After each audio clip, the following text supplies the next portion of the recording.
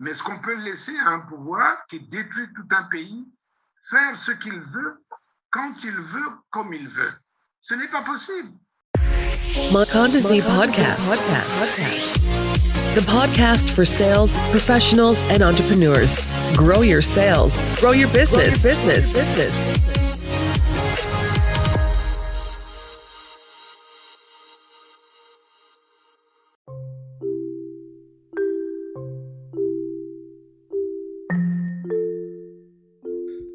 Bonjour à tous, bienvenue dans le podcast de Mokonzi. Je suis Kevin, fondateur de Mokonzi. Je suis très heureux de vous retrouver pour ce nouvel épisode. Aujourd'hui, il s'agit d'un épisode très particulier car, vous le savez, au Congo-Brazzaville se tient la prochaine élection présidentielle. Les campagnes ont déjà été lancées le 5 mars 2021.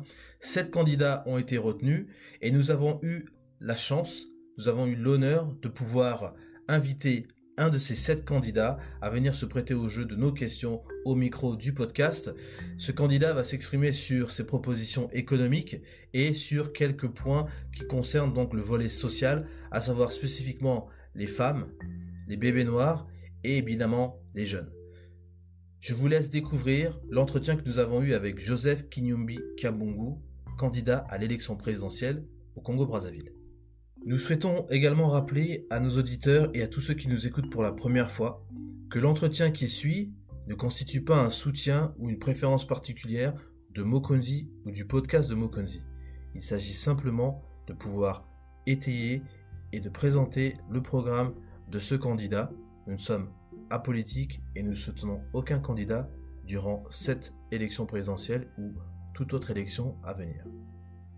Commençons par l'analyse économique du Congo. Dans quel état se trouve le Congo ?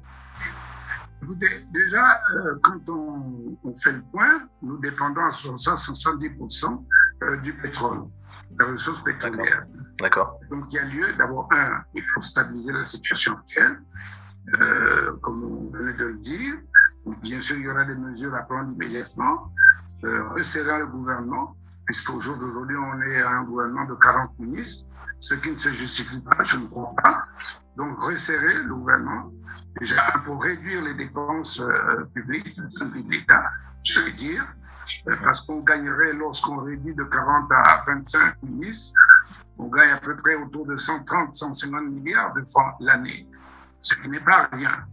Donc, sans compter, revoir notamment les dépenses, la surfacturation des marchés publics, que sais-je, plein de choses qu'il faut reprocher à la gestion actuelle, puisque dans tous les cas, il y a beaucoup de faiblesses dans la gouvernance. Effectivement. Voilà. Donc, il faut revenir sur ce qui est efficace, ce qui est essentiel, et non pas faire les dépenses de prestige, comme c'est le cas des marchés surfacturés, comme c'est le cas. Donc, et bien sûr, par la suite, il faut diversifier l'économie. Pas un slogan, mais diversifier effectivement l'économie. Nous avons des atouts sur le terrain, nous avons des mines, solides notamment, nous avons l'agriculture, donc c'est pour ça que nous avons dit qu'il faut mettre en place aux 5 zones d'émergence agro-pastorales telles que nous l'avons dit, El Kouilou, nous avons quand même la forêt, nous avons également la possibilité de voir également au niveau de la pêche, à partir de la forêt, donc l'agriculture, les bananeraies qui peuvent donner lieu à la mise en place de petites industries connexes autour de la banane et autour d'autres produits agricoles. La vallée du Niari, c'est la même chose. Le Poul, les plateaux, il y a la pomme de terre, il y a les ignames, il y a également la possibilité de mettre en place au niveau de la cuvette ouest, cuvette centrale, place de l'Angola, pour reprendre les plantations de palmeraie, bien sûr, et tout ce qui peut aller autour des industries, autour du palmier à huile, du cacao, du café. Réduire le train de vie de l'État, réduire les dépenses pour pouvoir investir dans l'agriculture. Mais qu'est-ce qui fait, parce que aujourd'hui on n'arrive pas justement à véritablement utiliser l'agriculture comme levier. Quand on voit des pays comme par exemple le Rwanda qui ont presque 35% de leur PIB provient des produits agricoles, pourquoi nous on n'arrive pas à le faire ? Mais est-ce qu'il y a une volonté politique? C'est quand même une question que je me pose. Est-ce qu'il y a une volonté? Il n'y en a pas du tout. Il y a eu beaucoup de discours, agriculture prioritaire des priorités, que sais-je. Mais malheureusement, c'est toujours le même président qui est en place, qui a lancé tous ces slogans, j'allais dire. Malheureusement, rien ne se fait. Le candidat Joseph Kinumbi nous donne son point de vue sur le classement Doing Business et ses solutions pour pouvoir revenir dans le classement et améliorer le climat des affaires. Alors évidemment, parce que vous le dites très bien, et je pense que beaucoup d'entrepreneurs agricoles qui nous écoutent pourront s'identifier à ça, puisque effectivement quand on parle d'agriculture, il y a toujours cette question de la revalorisation ou de la valorisation simplement des produits agricoles. Et j'ai envie de dire aussi, c'est vrai que on a besoin de petites industries de transformation qui vont permettre justement de peut-être transformer du cacao en chocolat, de pouvoir torréfier du café par exemple. Enfin, il y a beaucoup de choses comme ça. Et c'est l'autre point que j'aimerais aborder avec vous, parce que quand on parle d'entreprendre, peu importe le secteur, on se retrouve bien face à une réalité. On a un climat des affaires qui est très mauvais, où le Congo est classé 183e, je crois, sur 190 pays. Donc, on peut se féliciter d'être dans le top 10 des derniers, si on peut dire ça comme ça. Voilà. Mais justement, sur cette question du climat des affaires, enfin, j'ai été au Congo aussi personnellement ces dernières années.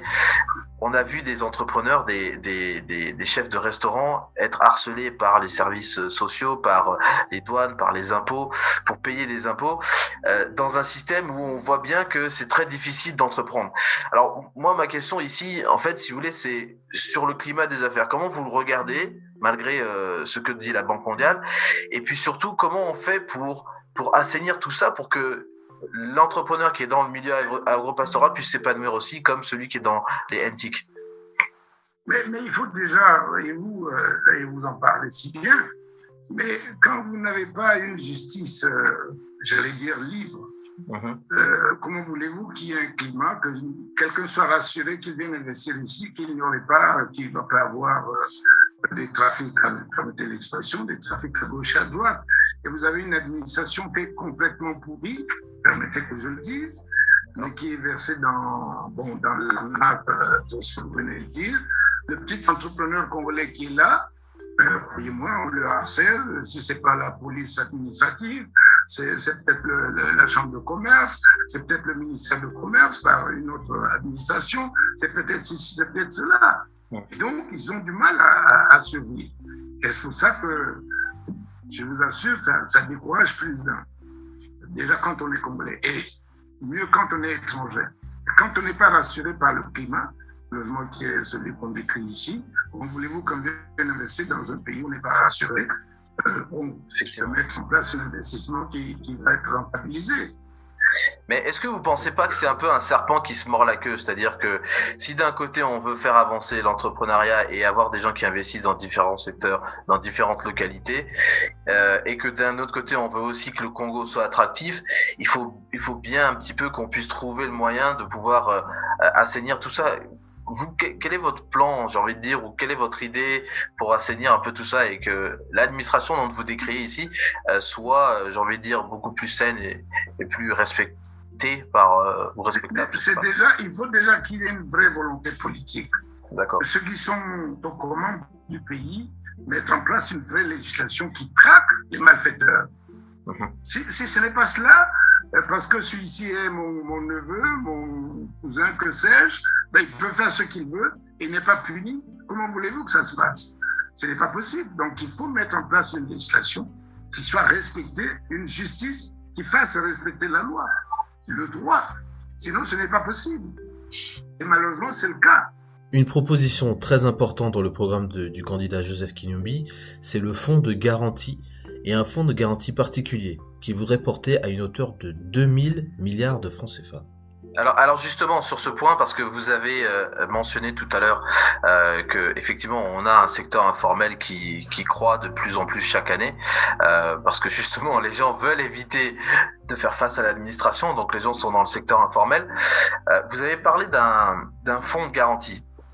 Et je voudrais vous poser 2 questions là-dessus parce que il y a eu un fonds de garantie qui avait été annoncé par le président Sassou en 2016 et qui a vu le jour donc au mois de janvier, le fameux FIGA, pour accompagner et impulser l'accompagnement des entrepreneurs, des TPE. Et quand j'ai vu ça quand j'ai vu que vous vouliez aussi ouvrir un fonds de garantie, j'étais en train de me poser un peu la question, si vous êtes président dans 15-20 jours, qu'est-ce que vous allez faire du FIGA? Et est-ce que votre fonds va venir pour proposer quelque chose que le FIGA ne fait pas, ou sachant qu'il n'a pas démarré, hein, peut-être que le démarrage. FIGA existe de nom, mais il n'existe vraiment pas du tout. Et puis, quand on dit 15 milliards, qu'est-ce que vous allez faire avec 15 milliards, honnêtement? Il faut avoir une vraie volonté pour aider l'entrepreneuriat congolais, c'est-à-dire, et notamment les jeunes qui veulent entreprendre, mais qui n'ont pas les moyens de le faire. Donc à ce moment-là, il faut que l'État, non pas 15 milliards, mais 2000 milliards sur 5 ans, parce qu'on pense que c'est plus significatif de créer dans tel secteur, dans tel autre secteur. Notamment lorsque nous avons envie, nous voulons développer ou diversifier l'économie nationale. Croyez-moi, 15 milliards, c'est quoi 15 milliards? Si vous voulez diversifier une économie. C'est pour ça que nous disons, bon, c'est de la fantaisie, j'allais dire. Je ne veux pas juger les autres, mais quand je sais les besoins qu'il y a, notamment dans le cadre de la diversification de l'économie, et quand on sait que l'économie dépend à 60-70% du pétrole, si vous mettez 15 milliards pour diversifier l'économie, croyez-moi, c'est de la plaisanterie. C'est de la plaisanterie pour des gens qui ont de l'expérience, j'allais dire. Oui. C'est pour ça que pour nous, à partir de la provision pour investissement diversifié, à partir, bien sûr, du resserrement du train de vie de l'État, nous allons pouvoir dégager de l'argent du budget de l'État. Bien sûr, d'autres vont rehausser également, apportent également les ressources de l'État parce que nous pensons qu'il faut élargir l'assiette fiscale, notamment les indemnités d'hommes politiques qui ne sont pas imposées, bref, que sais-je. Donc, c'est ça. Et en moyenne, 400 milliards, ce n'est pas grand-chose, mais bon, peut-être dans un premier temps, ça va être difficile de réaliser les 400 milliards la première année, puis c'est une moyenne, mais au moins déjà, il faudrait que, si nous réduisons l'équipe gouvernementale, comme nous l'avons dit, eh bien, les 12 premiers mois, on pourra faire un gain autour de 130, 150 milliards, et puis, notamment sur le budget de l'État, les gains qu'on aura ici, là. C'est qu'on nous appelle les 400 milliards la première année, mais tout sera fait, tout sera fait pour que nous ayons les 2000 milliards au bout de 5 ans, bien sûr, en encourageant les jeunes qui veulent investir au Congo. Puis bien sûr, il y a des avantages qui seront mis en place pour ceux qui veulent investir. Le Congo est très endetté. Monsieur Kinubi nous explique ici comment il compte s'occuper de la dette congolaise. On a eu le FMI qui est venu au Congo pour signer un accord de facilité élargie de crédit et qui visiblement n'a pas abouti puisque aujourd'hui le FMI est devenu voilà. Mais juste pour vous donner la parole et que vous me disiez un petit peu ce que vous pensez de ça, cette dette là, parce que le prochain président va devoir gérer cette dette, d'accord? Avec les ressources actuelles, avec les dépenses actuelles, avec, je dirais, le système actuel tel que nous le connaissons. Déjà, comment vous réagissez vis-à-vis de cette dette? Qu'est-ce que ça vous évoque, cette dette? Cette dette, bon, c'est bien sûr, j'allais dire, un plomb dans le pied. Mais c'est pour ça qu'il faut, dans un premier temps, réagir immédiatement pour dire il faut relancer bien sûr, les négociations avec le Fonds monétaire, avec d'autres bailleurs de fonds bilatéraux, parce qu'il faut rétablir les équilibres. Sans ça, ce n'est pas possible d'aller de l'avant. Donc, reprendre les négociations avec le Fonds monétaire international et respecter l'accord qui avait été signé entre le gouvernement et le Fonds monétaire de 448 milliards, je crois, de millions de dollars américains, pour qu'on poursuive cet accord. Qu'on le mette en place, ça permettra de remettre un peu les pieds, notamment, permettre de payer notamment les salaires de la fonction publique et d'autres charges de l'État. Si si ce n'est pas cela, ce n'est pas possible. Et puis, bien sûr, regardez avec les traders, semble-t-il, c'est autour de 2000 milliards de francs CFA que nous avons commis d'avance avec les traders. Donc, il faut renégocier cela également. Et bien sûr, avec la Chine, avec d'autres États qui nous ont prêté de l'argent pour ramener l'endettement, ou du moins le remboursement mensuel ou annuel à un niveau compatible avec les possibilités que nous avons. D'accord. Sinon, ce n'est pas possible d'avancer. Alors, je pense que c'est une information qui est devenue publique maintenant, puisque vous avez des médias comme Mediapart, des médias français qui ont décrit en fait de manière très spécifique, je dirais, la dette du Congo, mais aussi l'argent qui serait éventuellement caché dans des paradis fiscaux, qui visiblement, quand on regarde un peu les chiffres, correspondrait à peu près à la dette que le Congo a. On parle à peu près de 4,5 milliards de dollars qui seraient évaporés. Et je crois que ça monte à peu près à ces 14 000 milliards dont on parlait au niveau des générations futures. Une manne financière non négligeable, qui pourrait justement alimenter votre fonds de garantie, qui pourrait justement lancer des mesures sur l'agropastorat dont vous avez mentionné. Et c'est clair que la justice a un rôle très important là-dedans. J'ai envie de vous demander, qu'est-ce que vous pensez de tout ça? Est-ce que c'est une chasse que vous allez lancer quand vous serez président, de récupérer tout cet argent qui est caché en Chine, qui est caché peut-être dans des paradis fiscaux comme au Caïman, comme peut-être à Belize et autres? Mais dans tous les cas, je crois que ceux qui l'ont fait, ils savent pourquoi ils l'ont fait. Et c'est de l'argent public. Ce n'est pas de l'argent qu'on a gagné honnêtement au cours des transactions, c'est de l'argent public. Donc, on appellera ces Congolais-là à avoir la volonté de ramener cet argent. C'est ce que, malheureusement, nous n'avons pas voulu faire, en fait, ceux qui sont aux affaires n'ont pas voulu faire.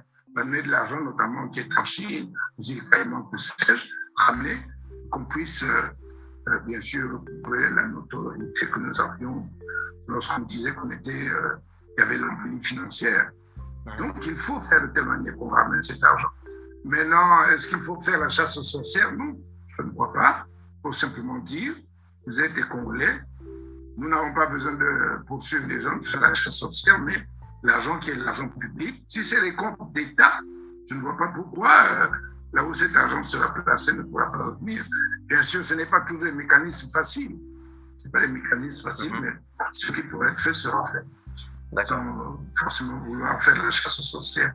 Alors, quand je vous dis ça, je pense aussi à une mesure que le président Lorenzo, le président angolais, avait mis en place justement dans les 6 premiers mois de son mandat, pour justement faire une sorte d'amnistie et de dire, bon, à ceux qui veulent ramener leur argent, ramenez-le, vous ne serez pas taxés, vous ne serez pas poursuivis, mais il faut le ramener.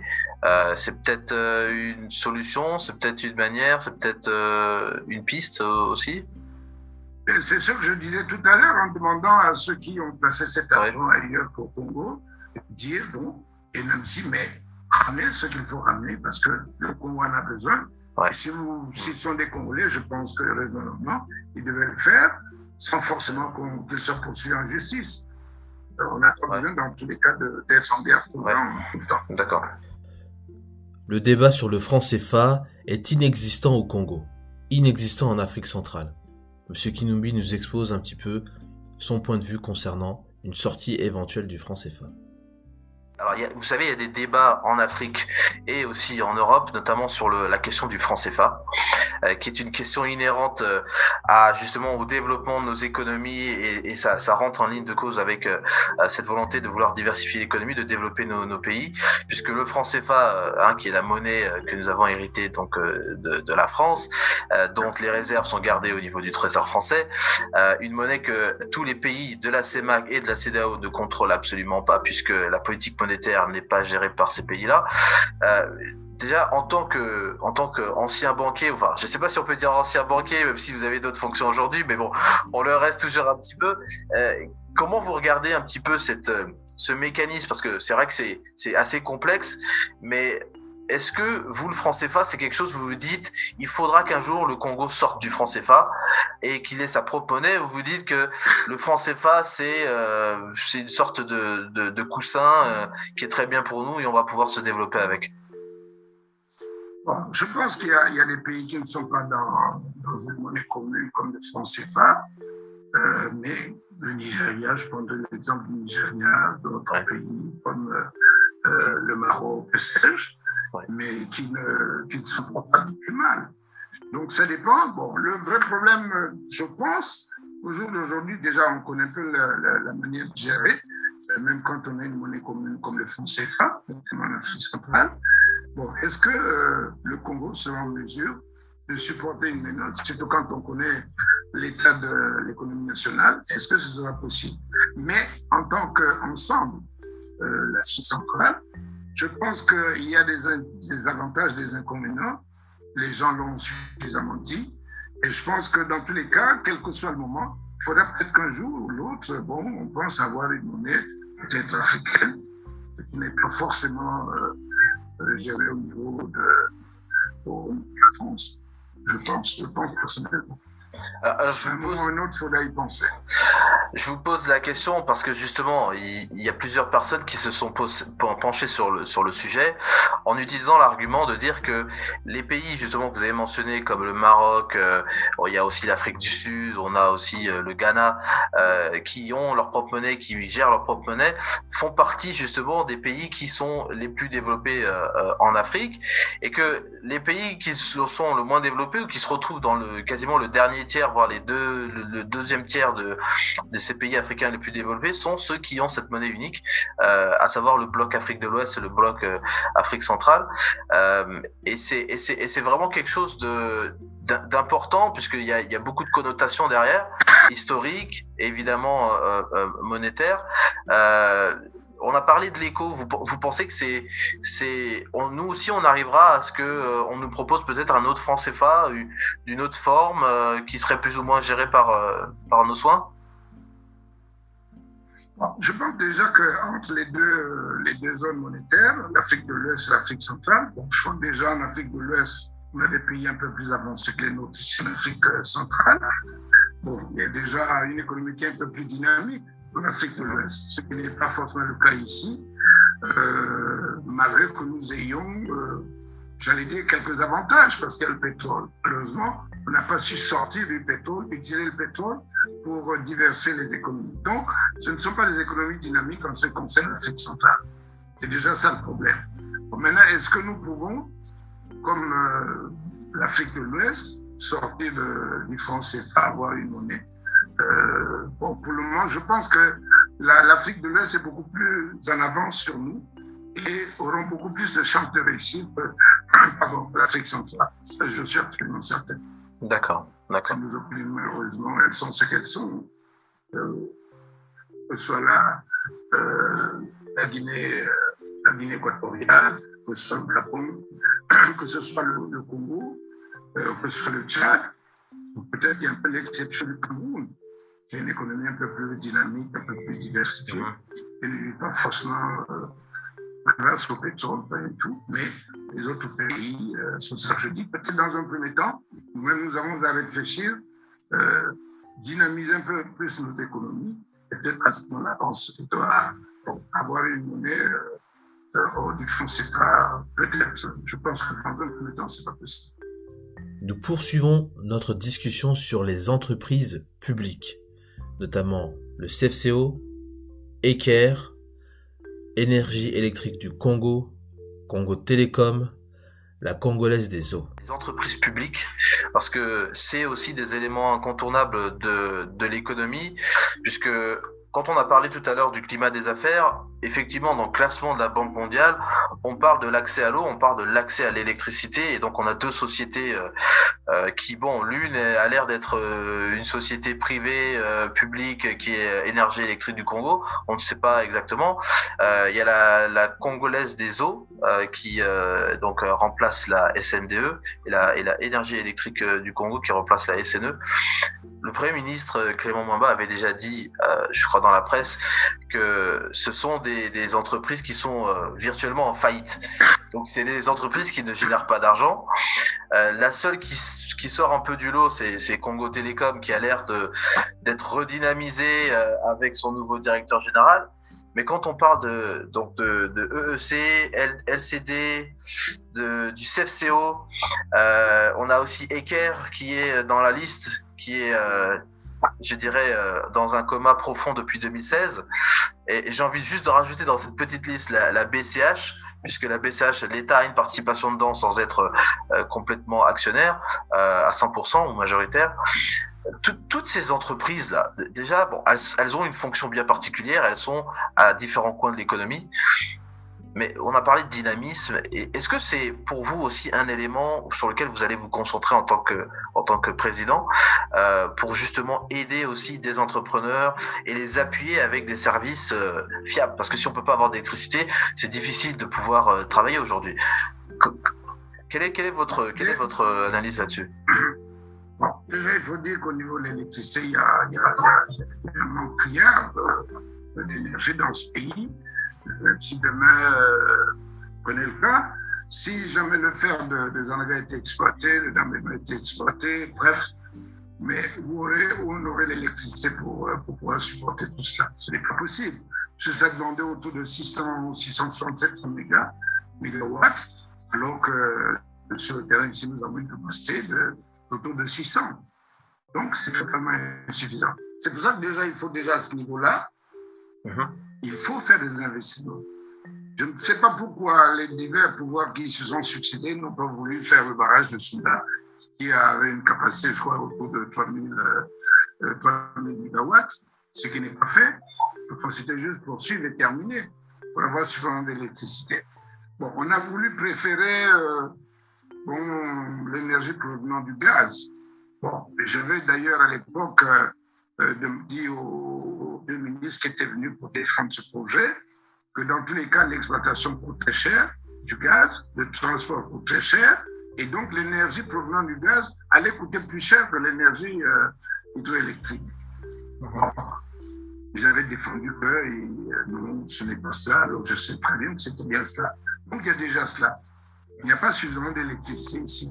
Donc, comment voulez-vous développer une économie qui va demander le plus d'énergie avec 600 mégawatts installés? Donc, il y a déjà ça. Bon, maintenant, les problèmes de gouvernance ont fait que l'électricité, comme on appelle la SNE, ne fonctionnait pas bien. C'est le problème de gouvernance, comme c'est le cas pour l'ancienne SND, pour l'eau. Bon, on a dit privatiser, mais croyez-moi, je n'ai pas honte de le dire, jusqu'au jour d'aujourd'hui, nous ne savons pas quels sont les privés qui ont acheté ces entreprises. Et pourquoi? Que ce soit, mais parce que malheureusement, en tant qu'opposants, très largement minoritaire au niveau de l'Assemblée, nous avons dit, mais il faut nous dire quels sont les privés qui ont acheté, qui ont racheté ces entreprises. Mais on ne nous a rien dit. Et jusqu'au jour d'aujourd'hui, nous ne savons pas qui a acheté ces entreprises. Mais on dit qu'elles ont été privatisées. Quel est le capital? On ne sait pas. Qui a acheté? On ne sait pas. C'est déjà ça le problème. Bon, Congo Télécom, c'est bien, on a changé de directeur. Je crois qu'il essaie de gérer un peu, j'allais dire, correctement cette entreprise qui, malheureusement, avec les premiers gérants, on connaît ça comme connaître des difficultés. Les travailleurs commencent à connaître des retards de paiement de salaire. Bon, on en nomme un autre. Bon, on espère simplement que ça ira un peu mieux. Bon, le CFCO, je ne vous en parle pas, il est pratiquement arrêté, en faillite. Bon, Eker est totalement arrêté, c'est toujours un problème de gouvernance. Bien, la BCH, qui est une banque à capitaux mixtes, Congo, je crois que c'est, puis la Tunisie, je crois. Oui, c'est effectivement la Tunisie, oui, la banque BCH, donc c'est la Banque congolaise de l'habitat, qui a été lancée en 2008 et qui avait pour mission donc d'aider des particuliers à pouvoir construire leur maison à travers des plans épargne logement. Effectivement. Voilà. Exactement. Donc c'est cela déjà. Donc il y a des problèmes de gouvernance qui sont réels. Même quand on a dit, bon, au jour d'aujourd'hui, notamment pour l'électricité du Congo, bon. Mais vous avez le courant, j'allais dire, 12 heures sur 24, peut-être même 12 heures, c'est trop. Et tous les jours, c'est la même chose. Là, en ce moment où je vous parle, c'est le groupe électrogène qui est en train de, c'est la génératrice qui marche. Donc, c'est ça. Quels investissements on a fait? On n'a rien fait. C'est bien d'avoir fait Imbulu, j'allais dire. Mais Imbulu est totalement insuffisant. C'est rien du tout par rapport aux besoins qu'il y a. Et si jamais demain on devait développer, diversifier l'économie, ben c'est rien du tout. Ça ne représente mais vraiment absolument rien par rapport aux besoins réels de l'économie. Donc on peut peut-être dire que ce grand projet de boulevard énergétique, les autorités sont passées à côté. Non, sincèrement, c'est des mots. Je vous assure, je ne sais pas parce que je suis un opposant, mais ce sont des mots. Je me souviens, lorsqu'on est allé inaugurer, je crois que la deuxième turbine à gaz à Pointe-Noire, ce jour-là, le ministre dit, nous allons maintenant exporter l'électricité. Il n'y en a pas ici. Qu'est-ce que vous allez exporter? Ouais. Il n'y en a pas du tout. Donc, c'est juste la démagogie. C'est du mensonge. C'est pour ça que j'aime souvent dire, mais ce gouvernement gouverne par le mensonge. C'est des mots. La réalité, elle est là. Nous la vivons tous les jours. Que vous allez à Pointe-Noire, que vous allez à Dolisie, que vous allez dans le nord, à Brazzaville, eh bien, nous vivons les mêmes problèmes. L'eau, c'est pareil. Voyez-vous, même dans le cadre de l'eau, bon, le gouvernement avait fait un effort d'installer de l'eau dans les villages. Je crois que c'était autour de 4000 forages qu'on avait fait. Le projet Eau pour tous. Quel prix? Eau pour tous, à quel prix? Dans le Sahel où l'eau est chère, difficile à avoir, le forage coûte autour de 7 millions de francs CFA. Et ici, on l'a réalisé à 50 millions de francs CFA, le forage.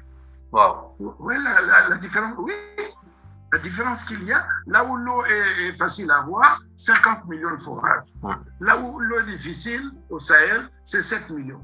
Ouais, ça fait... 43 millions, je ne sais pas quoi. Donc, c'est facturation. Et malheureusement, tous ces investissements qui ont été faits, très chers, surfacturés, eh bien, il n'y a pratiquement plus aucun forage qui marche dans aucun village. À Brazzaville, ici, je ne vous en parle pas, dans beaucoup de quartiers, les gens n'ont pas d'eau. Si vous allez ici et là, il y a peut-être des forages, les gens viennent puiser de l'eau, il y a là où il y a des forages. C'est cela. Donc, il n'y a vraiment pas de volonté. Et juste pour ajouter ce que vous disiez, quand on a entendu parler du Covid pour la première fois l'année dernière, on a eu beaucoup de gens qui se sont exprimés en disant que comment on peut faire pour se laver les mains régulièrement quand déjà on n'a pas assez d'eau chez soi. Et on avait vu cette image assez troublante de personnes qui étaient en train de faire la queue à une pompe justement pour obtenir de l'eau dans des Pour bidons se laver les mains, oui. Voilà, pour dans des bidons de respecter 25 le litres, mot d'ordre qui a effectivement. été lancé. Monsieur Kinyubi, dans son programme, met un point d'orgue sur les ressources stratégiques, à savoir le pétrole, les mines et les ressources forestières. Voilà ce qu'il nous dit. On a évidemment la SNPC qui est là. Il y a eu un rapport accablant qui est sorti, je crois, l'année dernière ou un peu avant, qui expliquait à quel point parce que la SNPC avait été auditée, la Société nationale des pétroles congolais, qui est le bras, on va dire, commercial du Congo en ce qui concerne les hydrocarbures. Cette dette, en partie, on nous explique qu'elle provient de la SNPC. Moi, j'aimerais juste que vous puissiez peut-être nous expliquer rapidement comment vous regardez un peu la situation, parce que c'est lié donc à la dette du Congo. C'est un peu l'entonnoir qui normalement récolte l'ensemble de notre budget, parce qu'on l'a dit, c'est 60-70% du budget. Donc, c'est un élément hyper stratégique pour le Congo. Quel est votre regard sur la SNPC au jour d'aujourd'hui? Écoutez, croyez-moi, le regard que j'ai sur la SNPC, c'est plus le bras du pouvoir que le bras de l'économie congolaise. Je vous assure, je ne pense pas exagérer quand je le dis. Pourquoi? Mais parce que, si c'était le bras de l'économie congolaise, les recettes devaient être versées directement au Trésor. Et ce n'est pas le cas. Ce n'est pas le cas. Donc, à partir de ce moment-là, comment voulez-vous qu'on sache quels sont les vrais revenus provenant du pétrole vendu par la SNPC? Et donc, déjà ça, la grande question que nous nous posons. C'est pour ça que quand on dit voici le pétrole produit tel revenu, est-ce que c'est la vérité? Et quand on parle de décote, est-ce que c'est la vérité?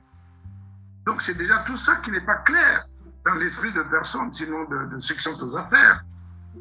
Bon, et puis, j'allais dire, bon, on peut avoir des cadres partout. Mais pourquoi il faut que ce soit exclusivement les cadres du village? On en nomme un, on en nomme un autre, un troisième, un quatrième, un cinquième, c'est toujours les mêmes. Pour quelle raison? Ça veut dire qu'il y a quelque chose quelque part. Quoi? Bon, on l'imagine. Parce que, bon, où est-ce qu'il n'y a pas de cadres compétents pour... il y en a qui ont étudié, qui sont du plus lourd, qui sont de la cuvette, qui sont de la sandale, la liquala, que sais-je, les plateaux. Pourquoi faut-il toujours nommer quelqu'un de la famille? C'est tout ça, les grandes questions qu'on nous pose.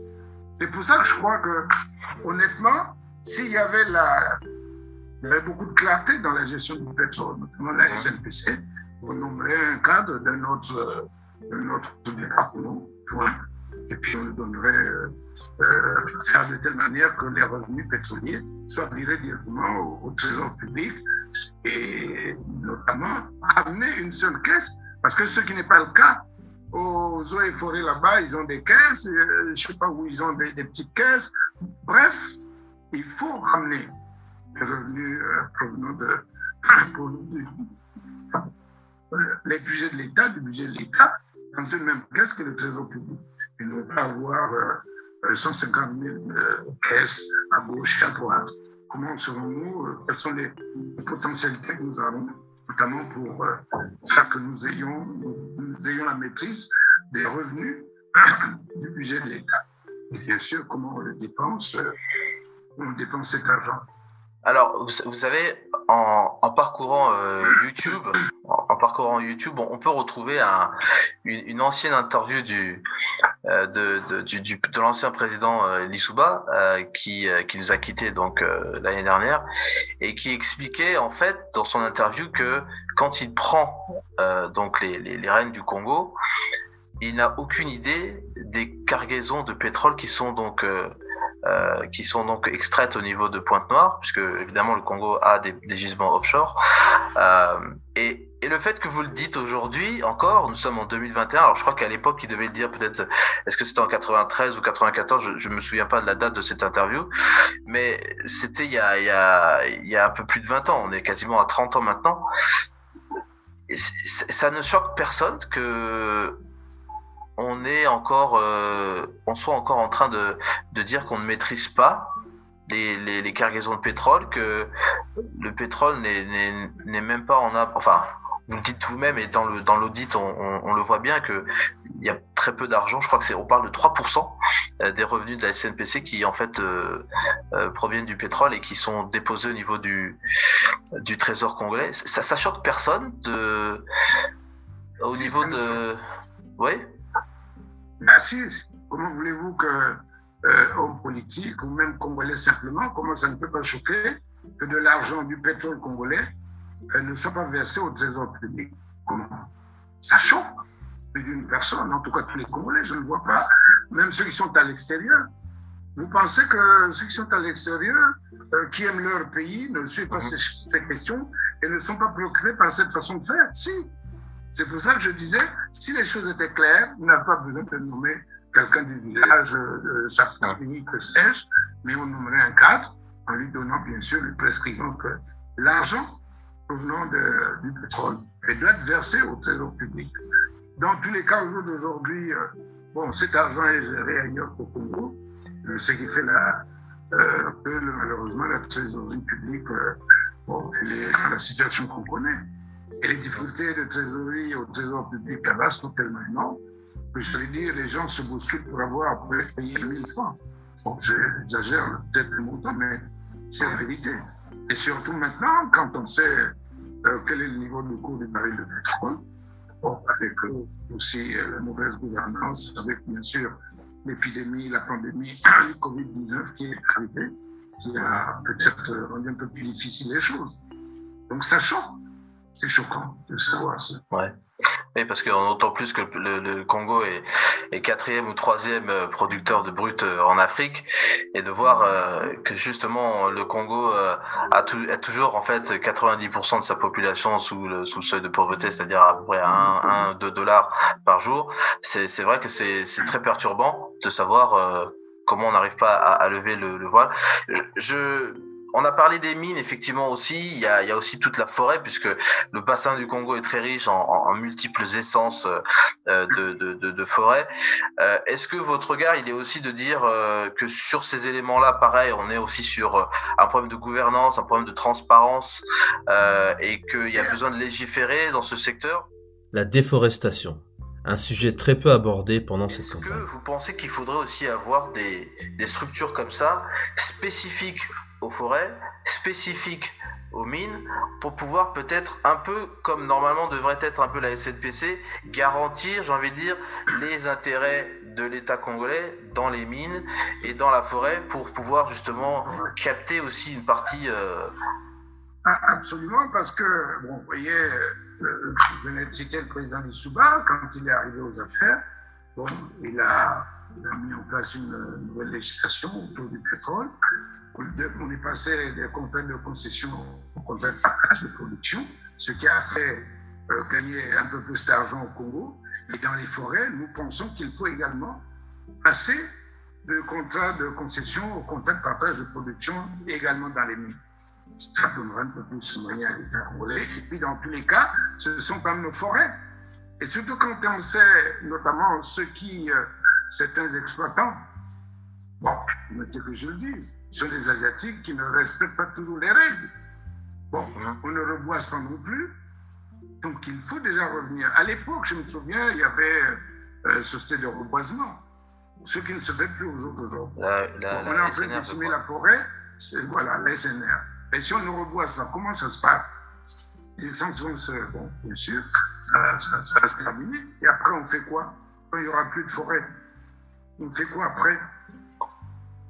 C'est pour ça qu'il faut faire de telle manière que bon, nous gagnons un peu plus d'argent dans les forêts, dans les mines, et puis bien sûr pouvoir, à partir de cet argent-là, développer. Alors je vais juste rebondir sur cette phrase que vous venez de dire, parce que c'est vrai qu'il faut protéger la forêt. Le bassin du Congo, c'est le deuxième poumon écologique de la planète. En 2017 avait été lancé le fonds bleu du bassin du Congo. Beaucoup de délégations, donc des pays de ce bassin du Congo, étaient venus à Oyo, étaient venus aussi à Brazzaville. Je crois que la ministre du Tourisme, Madame Arlette Soudan-Nono, avait accueilli aussi des réunions à ce sujet-là. Le but était, en tout cas, présenté pour préserver les forêts, préserver les ressources, justement, que nous avons dans le bassin du Congo, donc des ressources halieutiques aussi, puisqu'on a beaucoup d'eau aussi dans ce bassin. Mais d'un autre côté, on a entendu parler justement de permis Ngoki, on a entendu parler de ces permis Mokele-Mbembe au nord du Congo. Vous pensez que l'idée en soi peut-être est intéressante pour préserver justement les forêts, et je pense que vous devez être sensible à l'écologie, à la préservation de la planète aussi. Est-ce que c'est quelque chose que vous utiliserez peut-être, capitaliserez dessus? Parce qu'on a parlé de la présence chinoise, et je vous poserai la question aussi sur la présence chinoise et justement sur différents projets publics, sur justement les mines et cette destruction des forêts, puisqu'il faut évidemment enlever des arbres pour pouvoir creuser la terre et trouver les minerais. Est-ce que voilà, cette idée de fond bleu, et puis qu'est-ce que vous avez comme analyse, comme ressenti vis-à-vis de ce projet qui, à la base, bon, a été apparemment un projet ambitieux, un projet novateur, salvateur? Le projet est certainement noble, ambitieux, certainement. Mais je me souviens que Arlette Nono est allée dans la Cuette Ouest, à Pelé précisément, où il y avait eu beaucoup de dégâts, une exploitation minière qui est faite par, je crois, des Chinois qui sont par là-bas. Et je crois même demander qu'on arrête ces entreprises d'exploiter. Mais parce que la réalité est tout autre. C'est pour ça que je dis, c'est bien, c'est notre, préserver les ressources. D'accord, il faut réserver, mais comment? Si on ne reboise pas. Et quand on sait qu'on est en train d'exploiter notamment les mines, et qu'on détruit parfois même les cours d'eau, y compris, on détruit une partie de la forêt, on ne reboise pas, on ne referme pas. Comment voulez-vous qu'on préserve si on ne pense pas à la suite, après avoir exploité? C'est pour ça que je dis, c'est très bien. Mais peut-être qu'on aime plutôt les discours, mais dans la réalité des faits, Pourquoi on ne colle pas l'acte à la parole, hein, je pense. Il y a beaucoup de verbes, mais il n'y a pas beaucoup d'actes. Effectivement. Ce n'est pas parce que je suis un opposant, mais parce que je suis sur le terrain, je le vois. Absolument. Et la même chose pourrait être dit aussi pour le pétrole, parce que c'est aussi des activités qui polluent. On retrouve aussi des marées noires, même jusque ne serait-ce que dans la production du brut, hein. Mais il y a aussi évidemment des accidents de marées noires qui se font. Je crois que la dernière en date était dans le golfe du Mexique, je crois. Et ça cause des dégâts sur l'environnement sans précédent. Croyez-moi, j'espère que vous referez un tour au Congo. J'allais dire, je vous amènerai du côté de Pointe-Noire. En allant sur la route de Cabinda, c'est de l'air irrespirable. Je ne sais pas d'ici là, les populations qui sont par là-bas, comment ça va se passer? Comment ça va se passer? Je pense que c'est les cancers, c'est peut-être les tuberculoses, je ne sais pas tout. Parce que non, c'est des véritables dégâts, je vous assure. Et on pense plus à l'argent, mais pas à la santé des populations. C'est ça la réalité sur le terrain. Et c'est bien triste de le dire. Après le volet économique, qui a pu aborder des questions très importantes comme la dette, les ressources stratégiques, l'attractivité du Congo ou encore l'agriculture, place maintenant au volet social. Que dire sur les jeunes au chômage? Que dire sur le phénomène des bébés noirs? Que dire sur le message des évêques à l'endroit du gouvernement concernant la gouvernance électorale? Et que dire évidemment au sujet des femmes? Croyez-moi, c'est un réel souci en tant qu'homme politique, en tant que père aussi d'ailleurs. Ouais. Et malheureusement, j'ai des enfants qui se trouvent dans ce cas-là, des enfants, des neveux, que sais-je, qui se trouvent dans ce cas-là. D'abord, en ce qui nous concerne, nous voulons d'abord revenir à leur formation. Je disais tout à l'heure, en tout cas tout à fait au début, je disais, il n'y a pas suffisamment d'infrastructures scolaires, universitaires, que c'est. Il n'y a pas d'enseignants, il n'y a pas de table banc. Donc, quel type de cadre nous formons à l'école congolaise? C'est pour ça que nous avons dit, nous devons mettre à peu près 30% du budget de l'État, dans le cadre de la formation. Parce qu'il faut construire les infrastructures, il faut former les formateurs. De telle manière que nous ayons un niveau de formation. À l'époque, je me souviens, nous étions à pratiquement 100% de taux de scolarisation. Et au jour d'aujourd'hui, croyez-moi, si seulement on pouvait faire cette enquête, je ne sais pas si on atteindrait même les 60% de scolarisation. C'est ça déjà la réalité. Et puis, quel type de formation nous allons donner? Je pense qu'il faut déjà coller à l'actualité, c'est-à-dire penser à ceux qui vont être formés pour qu'ils soient des ingénieurs, qu'ils soient des cadres, qui sont prêts à aller à l'entreprise.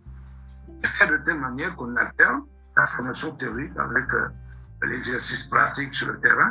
Et bien sûr, tout ça, ça dépend de ce que vous avez comme entreprise sur le terrain pour que vous puissiez envoyer les étudiants à l'école d'un côté et puis après à l'entreprise pour avoir une formation pratique. Et après, faire de l'alternance, oui. Comme on a en France, on fait de l'alternance. Absolument, absolument. Bon. Deuxièmement, à propos de l'insécurité, oui, c'est vrai que en partie le chômage peut justifier l'insécurité, mais vous avez les bébés noirs. Ce ne sont pas des anciens étudiants formés qui sont des bébés noirs. Mais peut-être des jeunes qui n'ont même pas été à l'école ou pratiquement pas du tout, sont des bébés noirs. Et encore, c'est un phénomène qu'on peut tout à fait éradiquer s'il y avait la volonté politique de le faire. Croyez-moi, on m'a dit une chose, je ne sais pas si elle est vraie, mais je pense qu'elle est vraie. On avait arrêté, je ne sais pas, près d'une centaine de jeunes qu'on appelait bébés noirs. Et semble-t-il, le directeur général de la police est allé là-bas, et tous les jeunes se sont mis à crier oh, « chef, chef, chef, chef ». Et puis voilà, on les a sortis. Alors, comment on peut expliquer? Le chef de la police qui parle, chef, chef, donc ils sont contents de le voir, et puis on les sort après. Est-ce que ce serait donc un phénomène qui avait été créé par la police elle-même? Je suis enclin à le penser. Je vais donner un autre exemple. il fut un moment, non, pas très loin de chez moi, en Filou, on m'apprend qu'il y avait un groupe de jeunes aussi qui formait notre groupe de jeunes bandits, pas bébés noirs, mais qu'on appelait, je crois, Vipère. Bon, j'ai cherché à savoir qu'est-ce que c'était. On m'a dit le nom de celui qui était un peu comme à la tête, pour que je connaissais. Et je l'ai appelé et il m'a dit que non, c'est pas lui. Ce serait le chef de la police qui était à l'origine de la création de ce groupe-là pour lutter contre les bébés noirs. Je dis, mais le chef de la police, c'est bien la police qui doit lutter contre les bébés noirs. Comment la police peut faire de telle manière qu'elle crée notre groupe pour lutter contre notre groupe? Donc, c'est pour ça que je dis, mais je suis en train de me poser la question de savoir, est-ce qu'il y a vraiment une volonté politique d'éradiquer ce phénomène de bébés noirs et autres jeunes bandits qui tuent quand ils le veulent? Et je crois qu'il y a 2 ou 3 jours, on me dit qu'on a tué un militaire, un proche d'un général, la plupart certainement, par les fameux bébés noirs. Alors, malheureusement, comme on dit, vous l'avez dit, les diplômés, bon, ici maintenant, semble-t-il, il y a une qualification diplômé sans emploi. Effectivement. Les jeunes qui ont été à l'école, qui ont eu des diplômes, peut-être une licence, peut-être un master 1, peut-être un master 2, peut-être un doctorat, mais qui n'ont rien à faire. Mais parce qu'il n'y a plus rien à faire dans ce pays. Parce qu'il n'y a pas eu de volonté de créer des emplois. Malgré les discours, je me souviens, en 2002 et 2009, on disait qu'on devait créer 30 000 emplois de l'an. Mais quand on a fait le point 3 ans après, j'avais posé la question à l'époque, et le Premier ministre, ou du moins le ministre coordonnateur, me disait, il y a environ, on a payé environ 2-3 000, 3 ans après, sur 40 000 ans.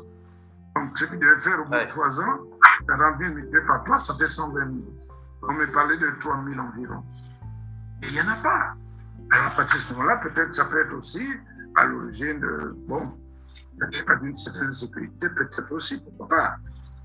Donc, les antivaleurs, ça, c'est une vraie lutte qu'il faut mener contre les antivaleurs qu'on appelle ici les antivaleurs. Mais quand on surfacture les marchés, c'est des cadres qui sont payés à la fonction publique, par l'État congolais. Comment vont-ils aller surfacturer les marchés publics? Bon, je crois qu'il y a très longtemps, vous avez appris, un jeune père était au marché public là. Donc, on avait dit j'étais en prison parce que c'était enrichi, il avait surfacturé. Et l'on me disait même à l'époque, 1 kilomètre de goudron ici coûterait 3 fois plus cher que de raison. Bon, comment on peut faire? Nous avons dit il faudra qu'on audite les marchés publics pour savoir ce qui a été fait, ce qui reste à faire et la réalité sur les prix pour qu'on arrête un peu ça et puis que les Congolais demain, lorsqu'on va les obliger à déclarer déjà leur patrimoine, qu'on lutte autant que faire se peut contre cet enrichissement illicite des tas de Congolais qui sont nous réfléchis. Et sur cet aspect, justement, parce que vous avez parlé du chef de la police, donc le général Jean-François Dengue, qui s'occupe donc de la police nationale. Est-ce que vous, en tant que parlementaire, parce que vous avez des commissions au niveau de l'Assemblée nationale, y a-t-il pas des commissions qui soient capables de convoquer des directeurs centraux, des directeurs généraux qui sont sous la tutelle de ministères pour leur demander qu'ils viennent s'expliquer devant les parlementaires ou devant une commission, comme on le voit même, je dirais, dans d'autres pays, même des directeurs d'entreprises privées qui, dernièrement, on a vu Monsieur Zuckerberg venir devant la commission du Sénat pour expliquer un petit peu le scandale de je sais plus, c'est Analytica, enfin j'oublie le nom exact, concernant justement de potentielles fraudes ou manipulations pendant la campagne de 2016. Est-ce que en tant que député, il n'y a pas une possibilité de pouvoir le faire? Si, il y a une possibilité de le faire. Malheureusement, bon, je vous dis, je suis sur le terrain. Malheureusement, ce n'est pas toujours le cas. Et malheureusement, les députés, comme la majorité, c'est les députés de la majorité présidentielle, donc ils sont aux affaires, interpeller un cadre, parce que ce serait la majorité, ce sont difficiles. Et je me souviens que, d'ailleurs, il y avait un ministre qui nous avait demandé, à moi-même d'ailleurs, mais appelez-moi, menez une enquête parlementaire, je crois que c'était le ciment à l'époque, mais parce qu'il y a des gens qui, vendaient rare le ciment et puis le vendaient plus cher.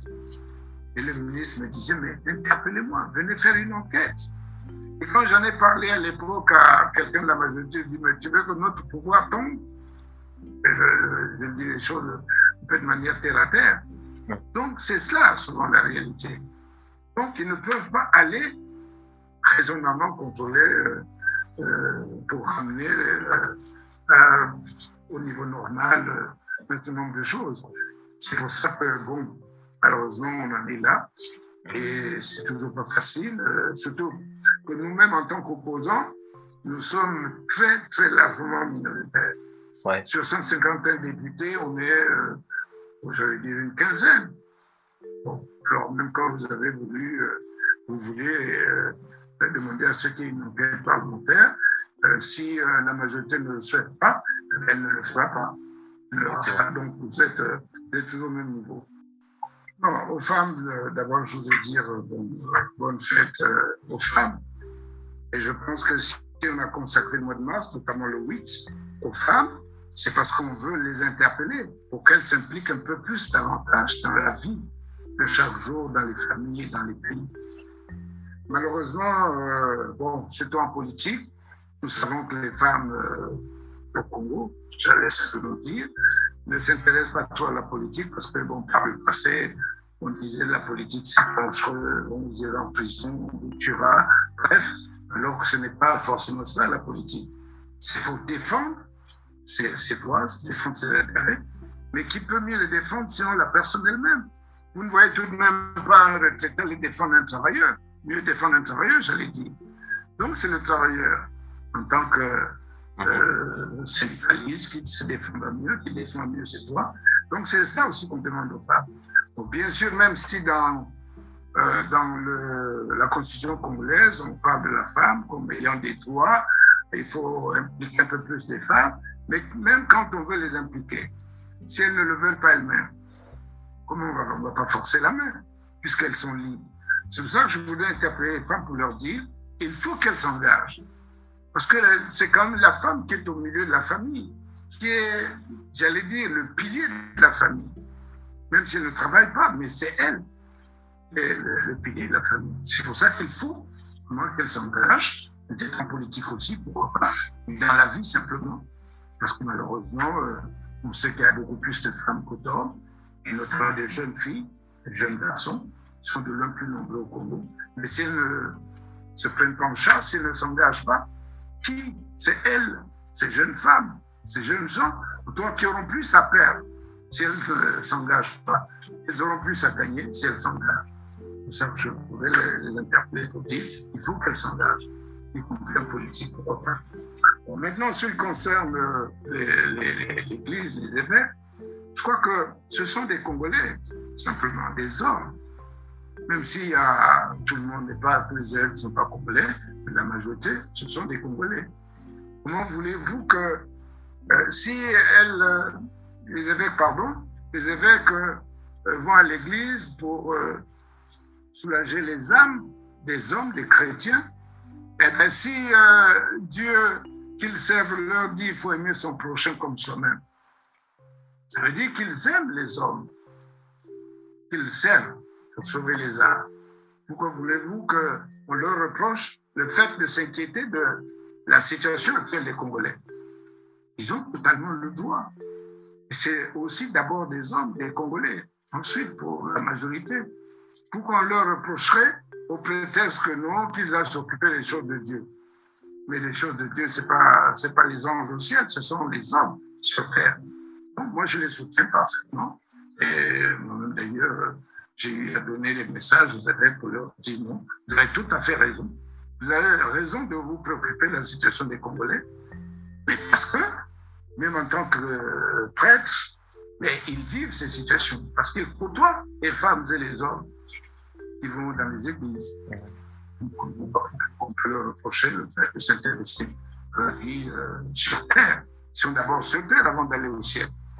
Et les hommes sont sur Terre, ce sont des chrétiens, voilà. Qu'ils soient chrétiens ou pas du tout, ce sont des Congolais. Pourquoi peut-on leur reprocher de se préoccuper de la situation du pays, la vie des Congolais? Ils ont totalement le droit. Et j'allais dire, pour celui qui a eu la malencontreuse idée d'aller les traiter de Paris, c'est pas très bien élevé, c'est pas très élégant. Il va sans dire que l'opposition congolaise n'est pas unanime sur la participation au prochain scrutin présidentiel. Certains opposants ont décidé de ne pas participer. M. Kinyumbi, lui, a décidé de participer. Et voilà pourquoi il participe. Mais est-ce qu'on peut laisser un pouvoir qui détruit tout un pays faire ce qu'il veut, quand il veut, comme il veut? Ce n'est pas possible. C'est pour ça que nous disons, même si les choses ne sont pas au point, nous ne pouvons pas laisser le pouvoir faire. Ça fait déjà combien de temps que ce pouvoir fait? Supposez qu'on dise, on laisse tomber. On se met à l'écart, vous croyez que le pouvoir va s'arrêter de le faire? Où est-ce que vous avez vu en Côte d'Ivoire dernièrement l'opposition dit on ne parle pas de l'élection présidentielle? Ça ne s'est pas fait. Ça s'est fait. À l'époque, au Togo, l'opposition qui était aux affaires sont allés. Ils sont restés. Donc c'est pour ça que, de notre point de vue, ce n'est pas laisser faire, mais se battre pour qu'il y ait des changements demain et après-demain. Et c'est pour ça que nous voulons simplement dire qu'en 2015, nous avons été au dialogue de Sibiti, où nous avons demandé à ce qui est le bulletin unique, ce qui est aujourd'hui fait, à ce que le corps électoral soit maîtrisé. C'est malheureusement qu'il n'est pas fait, puisqu'il y a plus de recensement depuis plus de 20 ans, pour ne pas dire 30 ans, qu'il y a eu un recensement, un vrai recensement. Au jour d'aujourd'hui, on a ajouté une autre cacophonie. Ce sont les militaires, les policiers, les gendarmes, qui vont voter avant, mais dont on ne connaît pas le nom,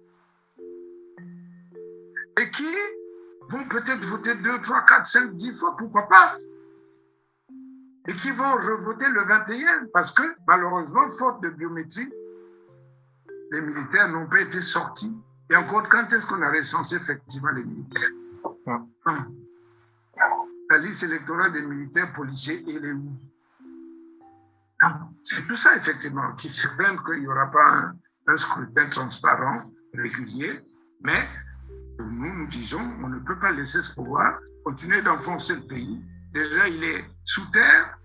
Est-ce qu'il faut qu'on vienne l'enfoncer? Nous avons dit non. Il faut que nous nous battons pour que les choses changent demain après-demain.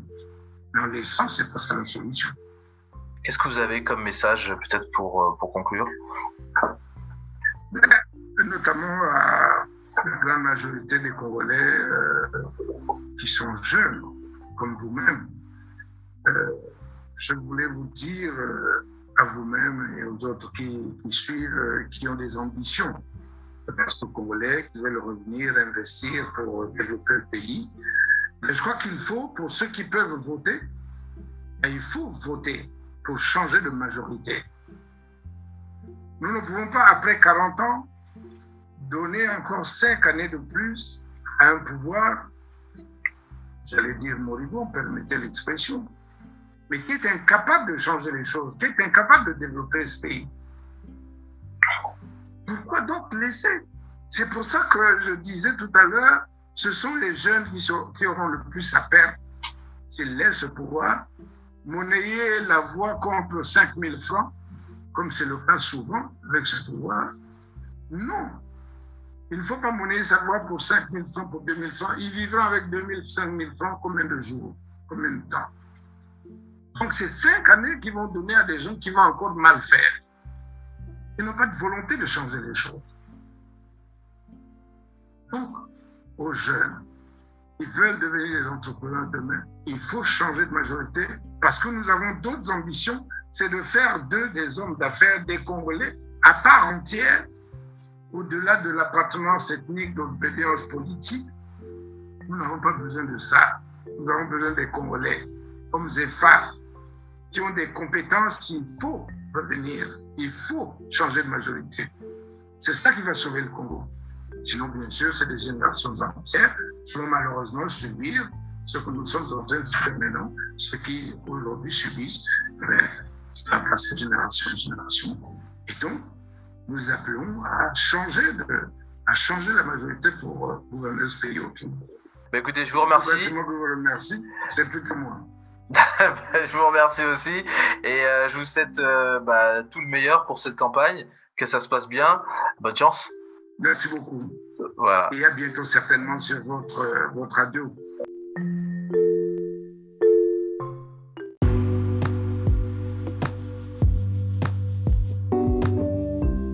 Si le podcast de Mokonzi vous plaît et que vous aimeriez présenter votre entreprise, ses services, ses produits à notre communauté d'auditeurs, rien de plus simple, vous nous envoyez un email sur podcast@mokonzi.com et nous pourrons insérer une publicité pour vous. Merci beaucoup.